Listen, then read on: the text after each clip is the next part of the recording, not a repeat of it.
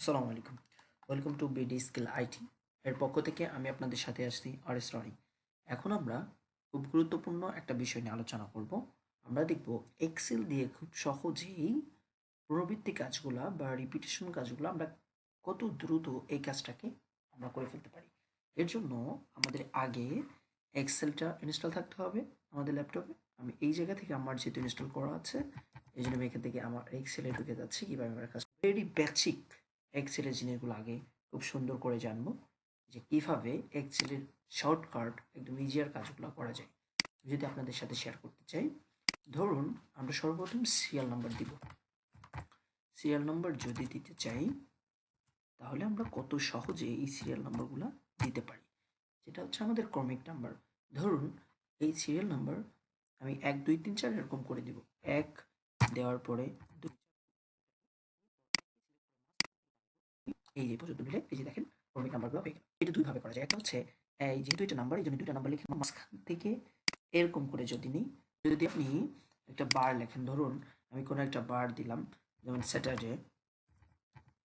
Saturday এই Saturday আমি যদি অন্যান্য বারগুলো নাও লিখি, শুধু এখান দিয়ে এরকম টান দিব, আমার সব বারগুলো চলে আসবে। স্যাটারডে পরে সানডে মনডে টিউসডে এরকম সব বারগুলো চলে আসবে। আমি যদি এবার মান্থগুলো দেখি, যেমন ধরুন আমি লিখলাম জানুয়ারি।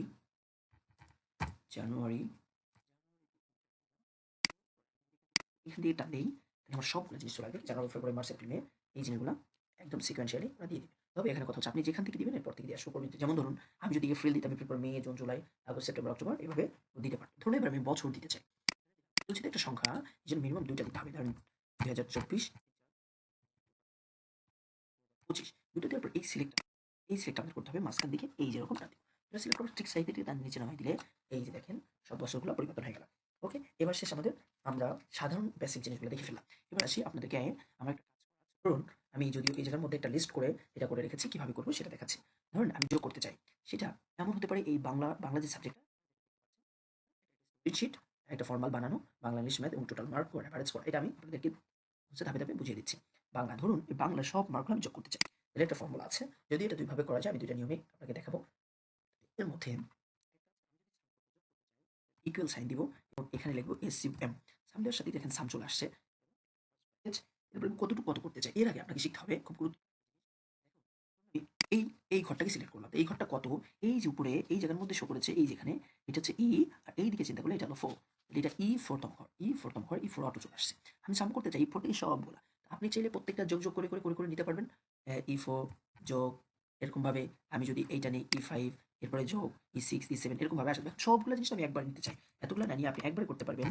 E4 দেওয়ার পর আমরা কোলন দিলাম, আর লাস্ট যে সংখ্যাটা আছে এই যে E27, এইটা আমি নিয়ে ব্র্যাকেটটা ক্লোজ করে দিয়ে হলো এই বাংলার সব মার্কসগুলো ইনি যোগ করে দিয়েছেন। সামের আরেকটা দিকটা কি করে দিতে পারেন, যোগ করে দিলেও এটা হয়ে যাবে। এবার ধরুন আপনি বিয়োগ করতে চান, এই জায়গার মধ্যে আমি ইংলিশের মানগুলা আমি কি করতে চাই, একটা থেকে আরেকটা বিয়োগ করতে চাই। বিয়োগ তো সবগুলো থেকে সবগুলো না, আমি কিছু জিনিস বিয়োগ করতে চাই। ধরেন আমি এই প্রথমটা থেকে 1 নম্বর এবং 2 নম্বর, অথবা 1 থেকে E4 থেকে মাইনাস যদি বিয়োগ সাইন দিব, আমি কোনটা থেকে কোনটা বিয়োগ করতে চাই, এবং এইটা দিলাম A6 বা F6টা বিয়োগ করতে চাই। ব্র্যাকেট ক্লোজ, এই দুটো বিয়োগ করে দিই।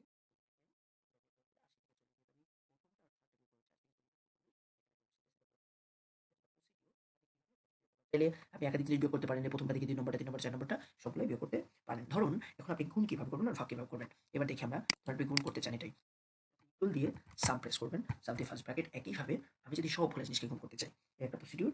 আর যদি আমি এই যে 80 দিলাম, 80কে আমি গুণ করতে এইটার সাথে গুণ করতে চাই ঠিক পরেরটা, এই জন্য গুণ একটা সাইন আছে আমাদের, ঠিক ওই সাইনটা আমি কি করব, আমরা দিয়ে দিব, গুণ সাইন দিব। এরপরে এর সাথে এই ফোর্থ, এই ফোর্থ আমি কি করতে চাই, গুণ করতে চাই, ব্র্যাকেট ক্লোজ। ফোর্থ নাম্বার যেটা, এটা কি হয়েছে, গুণ হয়ে গেছে। ওকে, এইবার আমি যদি একই বস্তু ভাগ দেখাই, আপনি যেটা থেকে যেটা ভাগ করতে চান শুধু সেটা দ্বারা ভাগ করে দেবেন। যেমন ধরুন এর মধ্যে যদি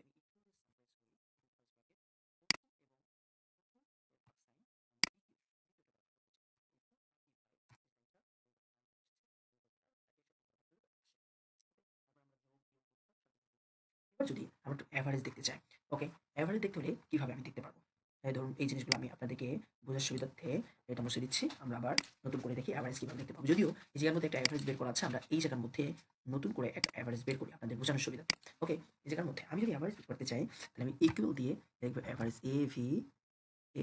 ওকে, আমরা যদি এই সূত্র দিয়ে করতে চাইতাম তাহলে আমাদের কি হতো দেখুন। এবার যদি আমি এই জিনিসগুলোর মধ্যে থেকে ম্যাক্সিমাম মিনিমাম মান বের করতে চাই, চাইলে অ্যাভারেজ আমরা এদিক দিয়ে বের করতে চাইলে এদিক দিয়ে অ্যাভারেজ বের করা যেত যে টোটালের মধ্যে অ্যাভারেজ কত। ধরুন এই বাংলার মধ্যে মিনিমাম কত পেয়েছে সেটা বের করতে চাই। ইকুয়াল দিব, ইকুয়াল তারপরে মিন লিখবো, মিন লিখলে মিনিমাম চলে এসেছে।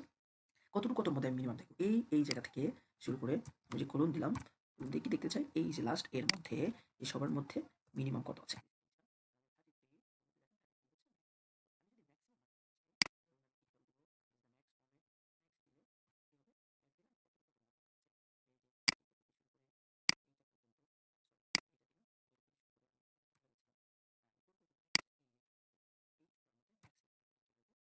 আমাদের ম্যাক্সিমাম ভ্যালু।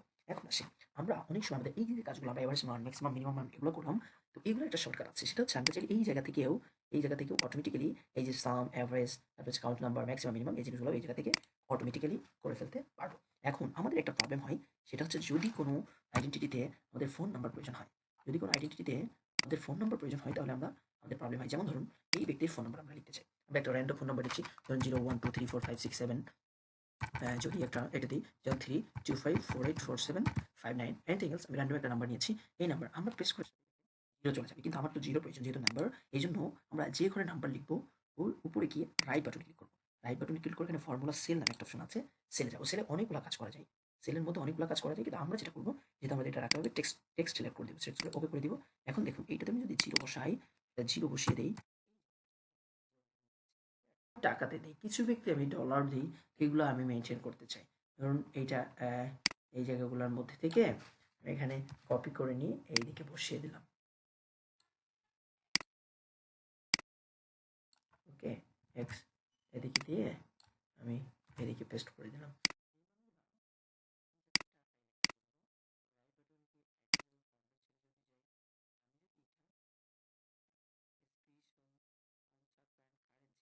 কারেন্সিতে ক্লিক করি, তাহলে এই জায়গার মধ্যে শুরু চলে যাব।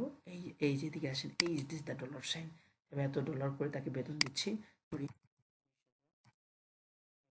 এই জায়গা উনি কি নিছে, ডলার নিয়ে নিছে। আমি যদি আগে থেকে সিলেক্ট করে রাখি তাহলে এটা ডলার, যে হচ্ছে $2000 আমরা নিব।